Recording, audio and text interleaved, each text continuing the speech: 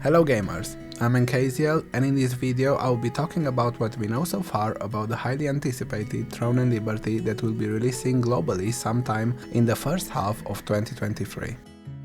Before I get into it, I want to wish everyone a happy new year, and I hope you had a wonderful time over the holiday season. I might as well say it here. If you find this video interesting or want to leave me a New Year's gift, you can subscribe. I would also like to apologize for not posting any videos over the holidays. It's been extremely busy and I had a pretty nasty flu for the past 2 weeks. So what is Throne and Liberty? It's a sandbox, open-world MMORPG.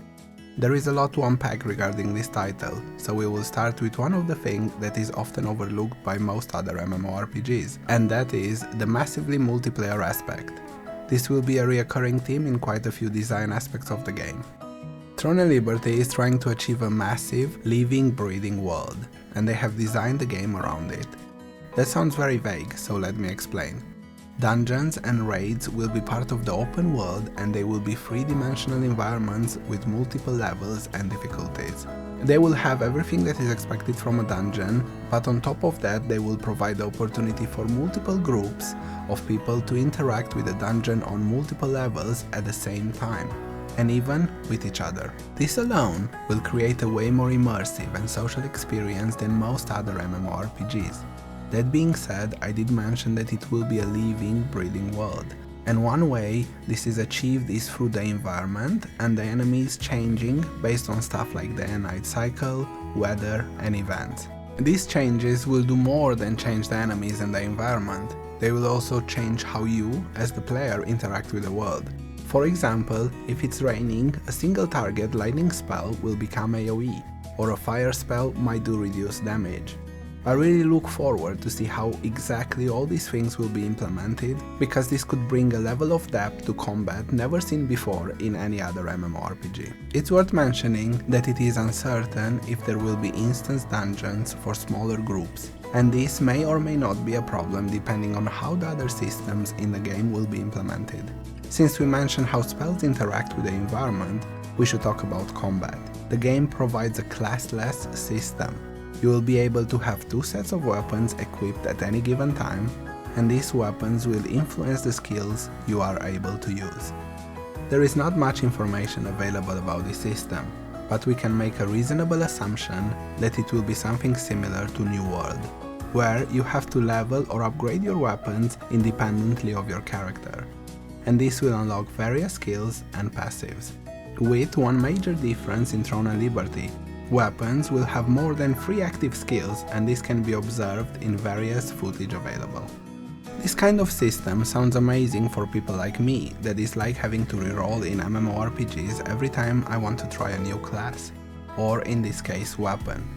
Surely there will be some limitations to this, something like equipment or character stats that will influence the performance of certain weapons. But even so, it will be much better than having to deal with multiple characters.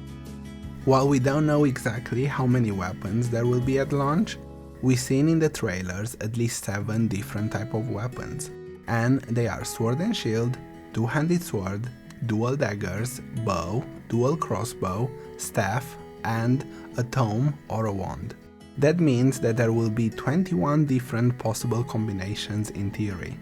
Keep in mind, some of these combinations may or may not be viable for actual play. Hopefully, as the game progresses, they will release more weapons. While I believe these 7 weapons will be enough for a newly released game, more weapons will provide more variety, and variety is always welcomed in MMORPGs. In your arsenal of skills, you'll also have at least 2 skills that will help you traverse the terrain. It seems that unlike normal MMORPGs where you have various mounts, in Throne and Liberty you will be able to transform either in a ground traveling form or a flight form. Referring to it as a flight form might not be entirely accurate, since from the footage we have seen in the trailer it seems to act more like a glider. And this makes sense, since we know verticality will be extremely important both in PvE and PvP. This does not mean that mounts will not exist or be added at a later date. Pets also seem to exist in the game, and they will probably pick up loot for you or give you some sort of buff. The next element of the game I want to talk about is the visuals. There is not much to be said here, then the game looks absolutely fantastic. In my opinion, it has a very high chance to take away the best looking MMORPG title from Black Desert Online. The world can look great, and it will not mean much if your character doesn't look equally good, and it seems that the game will deliver in this aspect as well. We will only be able to make a human race character, but the customization seems to be pretty in-depth, and they even have AI features that allow the player to use a photograph and the AI will convert it into a character to the best of its ability. How accurate this feature will be is left to be seen. When it comes to visuals, I truly believe that Throne and Liberty will deliver an excellent experience. All of these things so far sound great, but MMORPGs need content to function, so let's take a look at what will be available in Throne and Liberty. For PvE activities, there will be the previously mentioned open world dungeons. On top of that, there will be world boss raids, zone events, and something they call monuments, which seem to be progressive zone quests that can change the environment. There will also be a rich story, and they said that they worked hard to provide background lore for us to immerse ourselves into. But they do believe that MMORPGs are games where we build our own stories, and the lore will serve as the backbone of these stories. Before I talk about PvP activities, I should make it clear that PvP activities are optional and people can choose to participate or not. When PvP activities start, certain zones will become PvP zones and you can choose if you desire to participate or not. So, for PvP activities there will be zone PvP events, which will involve certain PvE actions with a PvP twist, such as killing wolves and picking up items and then turning them in, while trying to avoid getting killed, or killing others and stealing their items. Other than that, there will be fights over possession stones. These stones offer resources for either defending or attacking a castle, and of course the castle sieges. Similar to PvE activities, we have not been made aware of any instance PvP such as arenas, so it's more likely that they will not be in the game. There are a few activities that have not been talked about, but there is a high chance that some form of these will be available in the game. And I'm referring to crafting, exploration and social activities. We're getting close to the end of the video, and the next topic will be one that will turn away at least a few people. I'm referring to monetization. There is no reason to beat around the bush. The game is made by NCSoft, so some form of pay to win or pay for convenience will be present in the cash shop. On top of that, people should expect cosmetics and maybe even an optional sub to be available for purchase. That being said, it's been mentioned by the devs that the game focuses on play to win, but they intend to offer options that will help people with real-life commitments keep up with those that can play 12 hours a day. Take that with a grain of salt, at least until we know more. The last thing that I want to talk about is the game engine.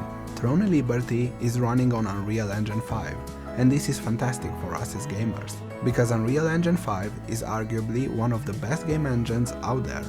Not only does it look and play extremely well, but it has some technologies that make it much easier to develop and implement things. Hopefully, this will result in more and faster content updates to the game. That's all there is to know about Throne and Liberty at this time, and personally, all this got me extremely hyped for the game. I try not to get hyped for games, because no matter how good the game will be, it will not match up to the ideas that we make in our head. With Throne and Liberty, I just cannot help it. I hope it releases soon. Thanks for watching. If you found this video interesting, please consider helping the channel out by leaving a like and subscribing. See you in the next one, gamers.